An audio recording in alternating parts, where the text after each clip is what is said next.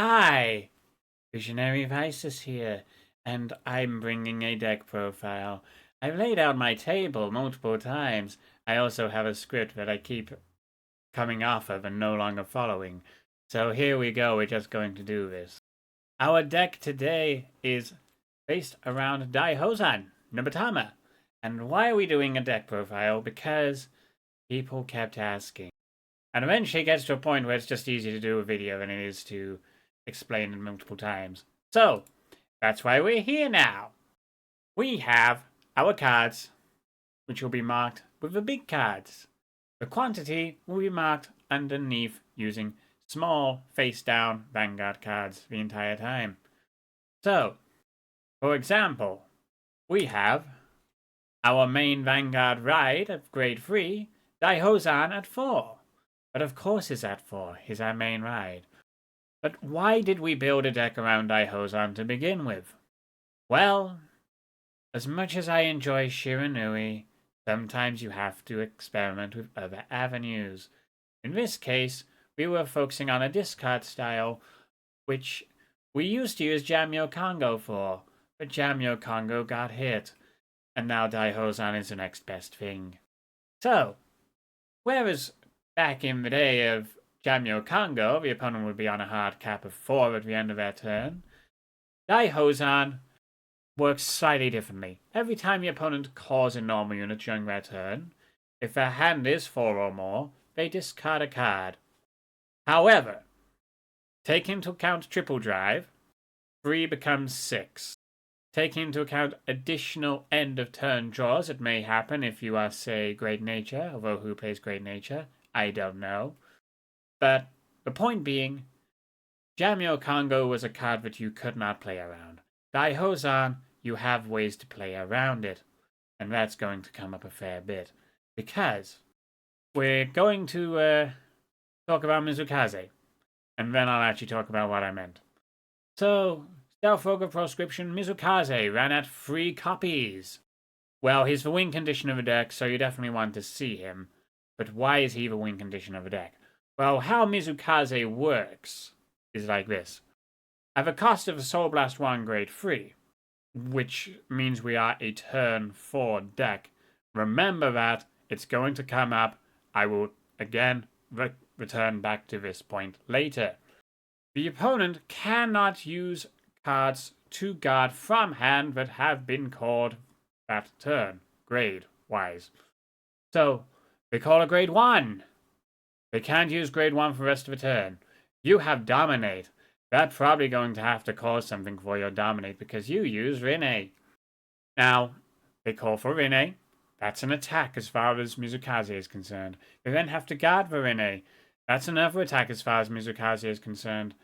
They use a G-Guardian. Well, they're only ever going to use grade 4s from the G zone anyway, generally speaking, so they'll be able to G-Guard again. But if they call anything on their side of the field as part of a disruptive combo, say a grade 3 that then goes into a grade 2, then they can't use grade 3 or grade 2 to guard from hand for the rest of the turn. Now, chiefly important is protect markers. Protect markers. You force them to call them using Rinne. Again, we will get to Rinne later, but rulings first. That protect marker is never called. Ruling action says, a legal move, send it to drop, and, well, it doesn't even go to drop, it just goes poof. Order cards go to the drop, however. But then we still have one card here. Now this is our grade 3 and greater. Keyword being or greater. Our third card here is Virina Esperidia. 2 attacks in 1 card, which, considering what Mizukaze does, it synergizes pretty well. Why is that at 3? To be honest, space is why it's at 3. Otherwise, we'd run it at 4, but we do have ways to retrieve it if we have it in the drop zone. So long as we see 2 of them, we can guarantee getting 2 on the field, because we don't actually have 3 Virina Esperidia. We have 6. Moving to the grade 1s, we have Blaze Pole Monk Retsuji.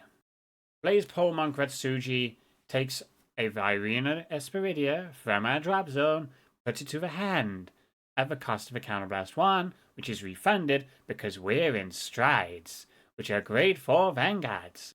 As for the rest of these grade 1s, well, we have our grade 3 searches in the form of Katra Kitsune, top 5 search for any grade 3, add it to hand, and then discard 1. And then Stealth Dragon Unen, who Soul Blast 1. Reveal a normal unit grade 3 from your hand when it's ridden upon. Then take a grade 3 normal unit from the deck of a different name, add that to your hand, shuffle the deck, return a card from your hand to the deck, fixes your ride targets, or gets you your win con. Whatever of the 2 grade 3s you are missing, you now have that and you have full combo ready for when we come round to turn 4. However, Unen also has a second ability, which also goes towards our consistency. So, we want that grade 3 in the soul, yes? Well, Unen does that for us. When it boosts a unit, it puts the unit it boosted at the end of the battle into the soul, and then it bounces 2 cards to the hand. So it clears 3 spots on the field, whilst also setting up that Mizukaze play on turn 4 and onwards. And because of how much work Unen puts in, it's at 4. In fact, I would say it's a cross-deck staple. It just does so much. You're playing Hanzo? Well, throw those Hanzos into the soul. And now you go to the battle, you attack with your Hanzo, you have evil decoys on the field. You have more Tasugares coming out of that soul than you did before. And then, our last grade 1. Since 2018, he's been in the decks, and no sign of him leaving anytime soon. It is Stealth Rogue of the Night, Sakura Fubuki. Used for being able to be an 11k. 11 plus 20, well, 11 plus 12 equals 23. 11 plus 27 equals 38. We have made key stage values, by which I mean we're hitting integers of 5 above 13. Specifically, we're hitting a 15 required, and in the case of the 38, we're hitting a 20k required. But let's be fair, that 38 also has triple drive. So that 38 can also be 48, 58, 68, or 100 million. Thanks, over triggers. However, Sakura Fubuki is also a cycle and a countercharge, and whilst we don't use a lot of counterblast in one go, we do always want that one counterblast accessible. So, Sakura Fubuki is in the deck. Grade 2s. Now, we have a weird thing going on here. We only have 1 4 of them and the rest are 2s. And this is why this deck, you might do things slightly differently. But every grade 2 I've put in here is in here for a reason. I just never really worked out the balance. So, at 4, Stealth Dragon Magatsu Gale. A perfect partner piece to Sakura Fubuki, but also alongside Stealth Dragon Unen guarantees a full field clearance. So if you want to get in and get out between Magatsu Gale and Stealth Dragon Unen, you can commit a full field and get that full field straight back out. Meanwhile, we have with 2 cards laid on top of it for some reason, which will become immediately obvious when I do Evil Stealth Dragon Yamishibuki, ran at 2 copies. It creates a momentary bit of tradable value. 2 temporary tokens. Use them for guard or use them for cast. So long as you have those tokens, it's also +5 for each grade 0. You could have a trigger on field as well, but it's at least 19. 19 with an 8k booster. 27. That's making numbers against a 12k base at least. Not so much against 13, but definitely against 12. Speaking of, I need to backtrack to Magatsu Gale because, you know, that first ability, the Counterblast 1, Soul Blast 1, Draw 1, and the 6,000, which means 15. 15 and 8, 23. Again, key number values are being made here. Then, on the topic of numbers, a 10k ride, because being a 9k ride is kind of bad, not gonna lie. But also, assuming you don't end up hitting Tanya as a ride, she's still a very effective utility rearguard. With all your grade zeros in premium, do something. Especially when you can return them to the hand. Which, hey, we've got Unen, we've got Yamishibuki, we've got Geo, we also have Yako Meso if we go there. So, yeah, Nubatama can return those grade zeros to the hand, and that means that Tanya's value can be extended more so than she would normally provide. And then we have the last grade 2, Stealth Dragon Ungai.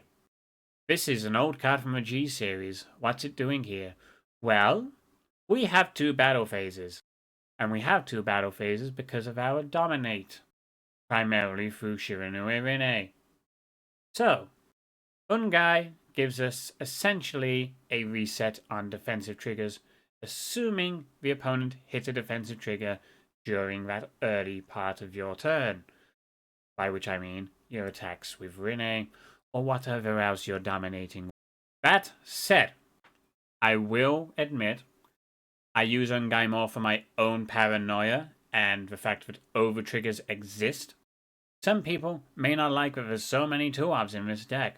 Well, if that's the case, my advice is you do either 4, oh, that doesn't show up very well. You either do 4 Tanya, or, oh no, they're stuck together now, or 3 and 3 between Tanya and Yamishibuki. But my lineup is 4, 2, 2, 2. Triggers! We have 4 Heal Guardians, because of course we do. We have 4 Draw Perfect Guards, because, well, in Premium, as much as I like to use Crit Sentinels, I have to admit that for this particular deck, you definitely want Draw Perfect Guards. And if you get one of those in the drop zone, Tanya can return it, which means you have more Perfect Guards. However, Tanya can also return a Stride Crit, which is the least valuable card that you could recur from the drop zone as a trigger, or a Soul Crit, for which there's 2 options. Yamisaki, on battle, it's a draw in 10k. But you can also use Turasada, hardworking stealth rogue Turasada, to put that to the soul, having called it to countercharge 1. Okay, if you called that off Tanya, that was a bit of a waste, let's be fair. But maybe you need that soul, because we are running Virina Esperidia. Virina Esperidia uses a soul to restand and get its second attack. So, maybe you do need that soul. Maybe you need that countercharge, but if you needed that countercharge, you probably shouldn't have used Tanya in the first place. Just saying. Overtrigger! Drag Vader. Between all of our strides, and what our rearguards do, Drag Vader is generally worth more than a Cray Overtrigger could possibly be. We have no on-attack restands. This is not Tachikaze. We don't have many rearguards that do multi-attack. Again, this is not Tachikaze. Although Tachikaze's multi-attack runs in a way which retires and then resets. But hey. Point is, Drag Vader. It goes off, +3. It might be more than a +3 depending on what stride you're on. But we'll get to that point. So, strides, shall we? To no one's surprise, I've mentioned it many times already, Evil Eye Vidya Emperor Shiranui Rene. At 4 copies, always at 4 copies unless you're crazy. Or you really need that space for something else. Best stride the clan has, however it can be outplayed. I've mentioned protect markers, I sort of mentioned order cards as well. Neither of those count as cores. Rene just goes, oh, I guess I won't get an attack.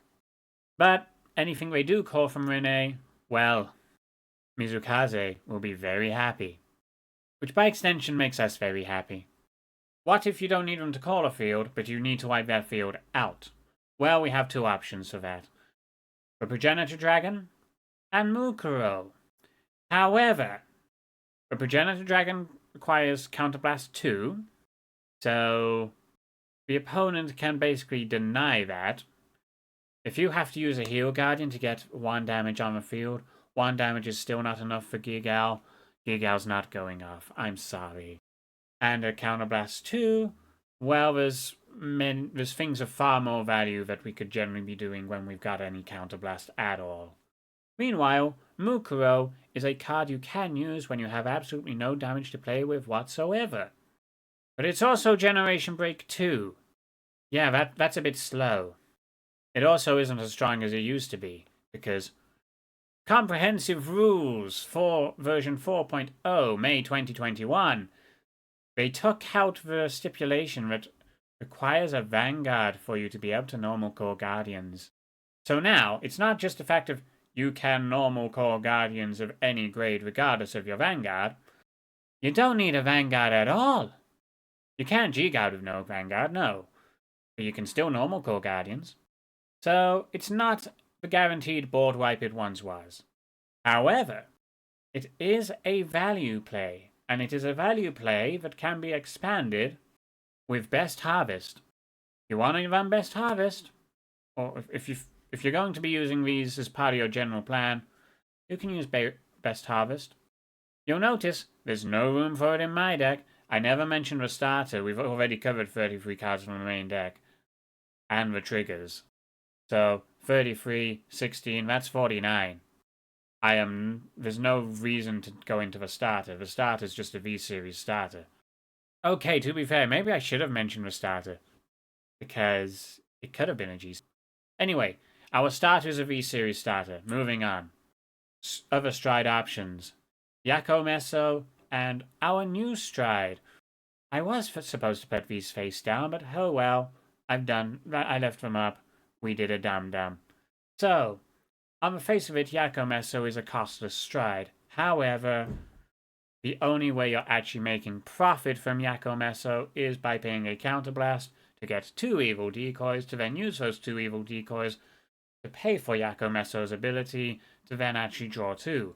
Otherwise, you're calling 2 grade 0s, which are going to be big shields, by the way, to then lose those 2 grade 0s to blind draw 2 cards, breaking even and probably losing in shield value.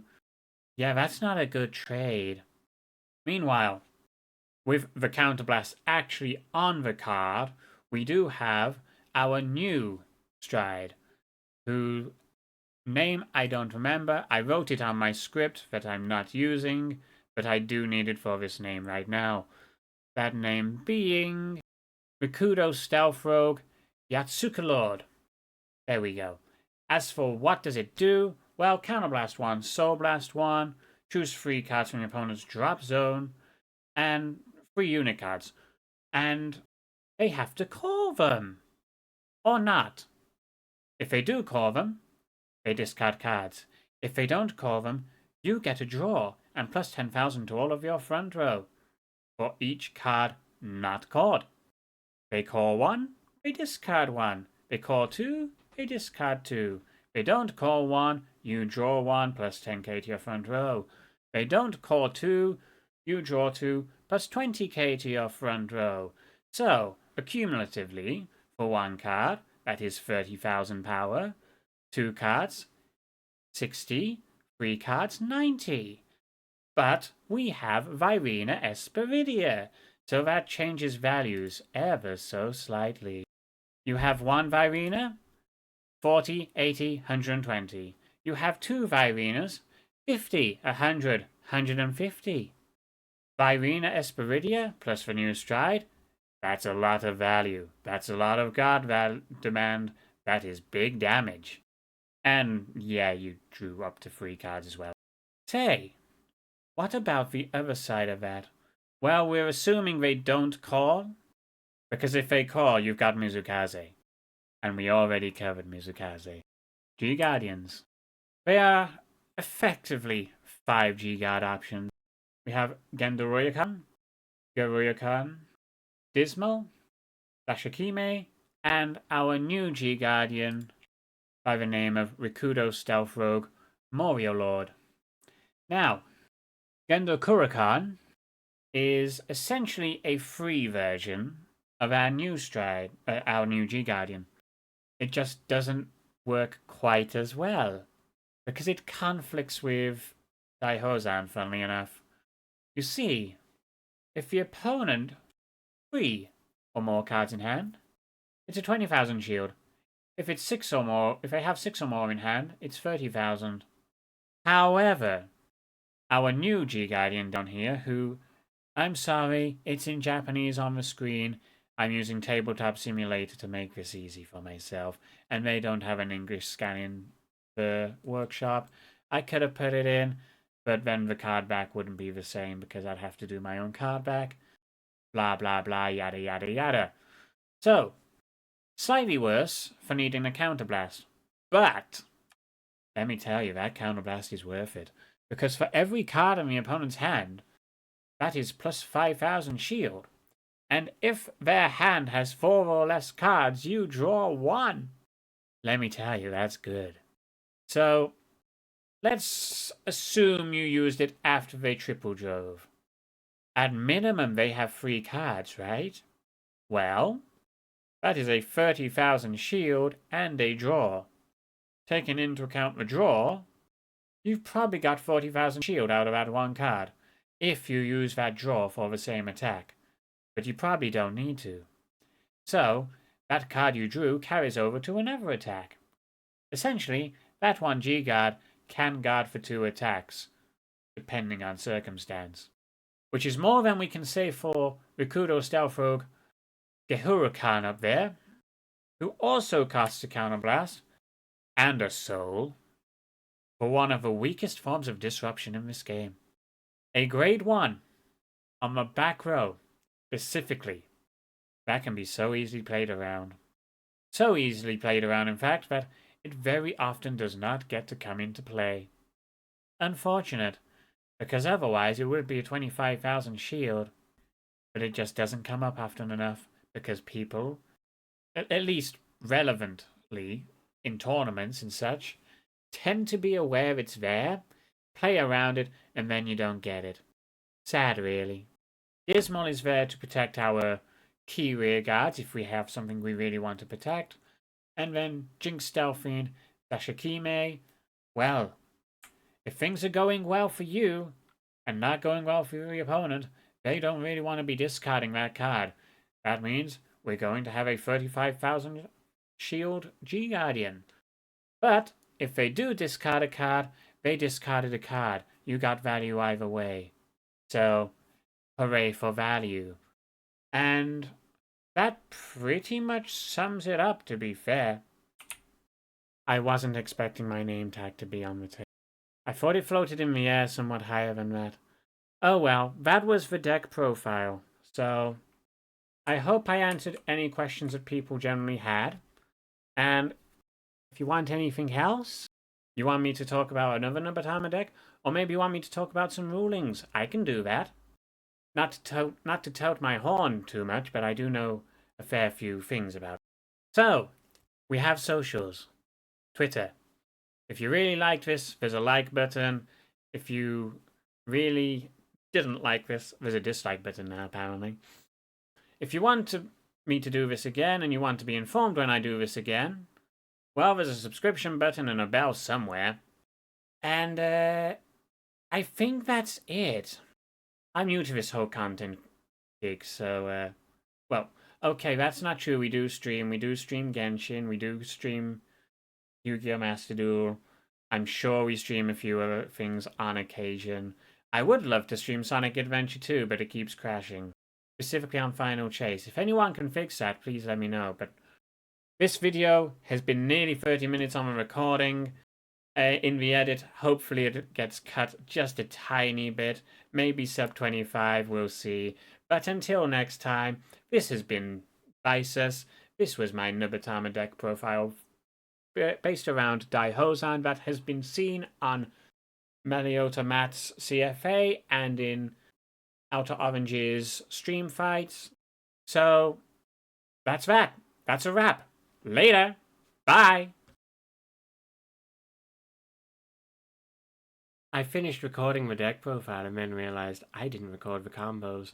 So, to say combos is a bit disingenuous. It's only very simple stuff. But essentially, we only have one counterblast here and it's face down. Well, that's not a problem. We've gone into Renee. We're on turn 4. Paul Mizukaze. Bye bye. We have Daihouzan, Soul Blasted. There's our grade 3. Mizukaze is live. We can now call Sakura Fubuki. Drop, discard, countercharge, draw.